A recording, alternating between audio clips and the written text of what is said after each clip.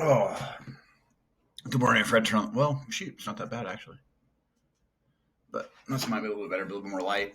So today I want to talk about how I think most people should approach the idea of dieting, um, but by confessing for the most for the most part of my life, I screwed this concept up.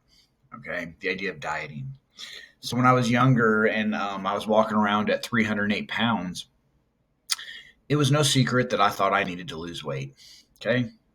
I didn't like taking my shirt off at the pool.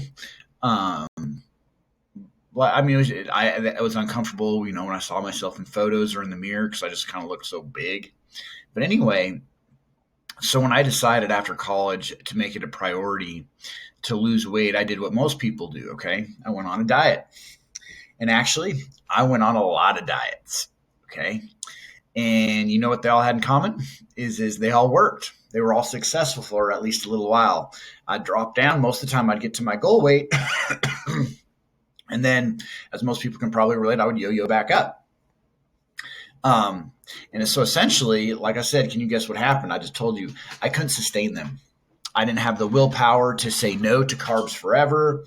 I wasn't disciplined enough to eat in this special magical window, intermittent fasting. So in short, like dieting wasn't enjoyable for me. And so the end result of something not being enjoyable for you and for me, at least for me, is, and then I would argue for you, I would lose the weight and get down to my goal weight. But because I didn't enjoy the lifestyle, the diet that got me there, okay, I'd quickly start gaining the weight back up. Okay. And so my words of wisdom, I say that loosely for today, is focus on developing thin, healthy habits. Okay. And this will make your weight loss journey much more enjoyable. And because it's more enjoyable, it will be sustainable. Okay. And that means it's going to be slower. Like you're not going to drop a whole bunch of, maybe you might, depending on what habits you tackle, but chances are it's not going to be as fast as you quote unquote walk. But what it is going to be is if you build a habit, it is sustainable. Okay. Long term. So for example, like I'm getting ready for a Brazilian Jiu Jitsu competition. So I'm focusing on um, a habit that I like to call like the little bear habit. Okay. And essentially, what that means is I'm focusing on eating like a Goldilocks in the story of the three little bears. Not too much, not too little, but just right. So for most of my life, I ate until I was stuffed at each and every meal. Okay. I literally ate like I put here, like there's no tomorrow. And it was a competition to see who could eat the most. Okay. And I won. If that was a competition, I was winning. Okay. But what I'm doing now is eating just enough, the little bear rule, which means that I'm eating enough so I do not feel any hunger, but not too much that I feel like a little bloated, stuffed, heavier, or have pressure in my middle. And how that differs from how I normally lived my life previously when I was bigger is I would eat till I was stuffed. I wanted to feel bloated. I wanted to feel that stuffed, heavy pressure. It gave me, it's as weird as it sounds, it gave me temporary pleasure and satisfaction. Okay, and joy. Just to essentially, after that went away, then I feel like crap. So if I stop losing weight, or if you try this habit and you stop losing weight, just stop eating 3 bites before you normally would. Okay, and the thing is, yes, 3 bites can make the difference. And this is kind of like off topic a little bit, but it's like going from eating 10. And the reason this works is because it's like going from eating 10 chicken nuggets, and these aren't actual like real numbers. This is just me giving an example of how this would work. It's like going from eating 10 chicken nuggets that had 245 calories to eating 7 nuggets that had 172. If you consistently ate 3 bites less over the course of all 3 meals, you're going to reduce your caloric intake by 200 to 300 calories in a day. Okay, which long term is going to result in half a pound to a pound of weight loss, or even more over the course of a week. And so the whole point of this habit is we're relearning what satisfaction should feel like so you don't overeat. Okay.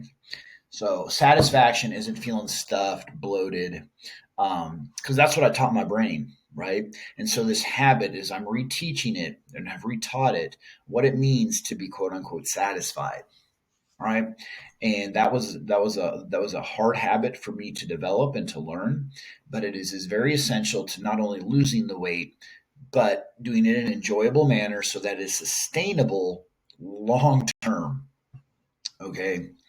So now a little reality check. So truth number one, building new habits means there are always, okay, almost always false starts and obstacles that get in your way. Okay. That's normal, and missing a day or two isn't failure. Okay. But as long as you start back as soon as possible, you're going to be fine. You just need to be consistent in developing that habit. You only fail if you quit. So the secret is to never quit. And then truth number two, you are always creating or reinforcing habits, whether we realize it or not. Okay. So me personally, I'd rather be intentional about building habits that help me versus being mindless about it, where I end up reinforcing habits that work against my goals. Okay. In my case, eating until I'm stuffed. So, what are you working on towards your goals now? I'd love to know. And I also hope you have an awesome Wednesday. Okay, and so the verse of the day is First John 3:18. And it says, "Dear children, let us not love with words or speech, but with actions and in truth." And what this means is love isn't loose. I feel like in today's culture, we throw around the word love a lot, and it almost becomes kind of meaningless. And I don't think it should be, because love is revealed by our actions, not by our intentions, not by what we say or even our thoughts, but in our actions, what we actually do. And today, while I was sitting this morning, like drinking coffee, um, that kind of hit me a little bit hard. And that means, at least for me, I need to do the following. It means telling Beth I love her isn't enough, right? I need to back that statement up with actual actions, which means taking care of the kids, being proactive, and giving her some time to herself, helping out more around the house, and just not kind of like just dismissing it and be like, I'm too busy. I got to do X, Y, and Z, which is my innate response. Okay, which is selfish and not loving. And it means I need to spend quality time with my kids and encourage them, not treat them kind of like my secondhand scraps. Do I love my kids? Yes, but oftentimes they're competing for my time instead of being a part of my time, and they shouldn't have to compete with work um, to be a part of my life. Okay, and it means helping my neighbors out and not just waving and moving on. Hey, I see you getting out that ladder. Hope it goes well. Bye. Okay. So my thought for you and I for the day is, how can our actions speak louder? Okay. All right. So I hope you have a great and awesome Wednesday. Hope that was helpful. Um, let's develop some habits that are enjoyable and sustainable, and kick butt and take names.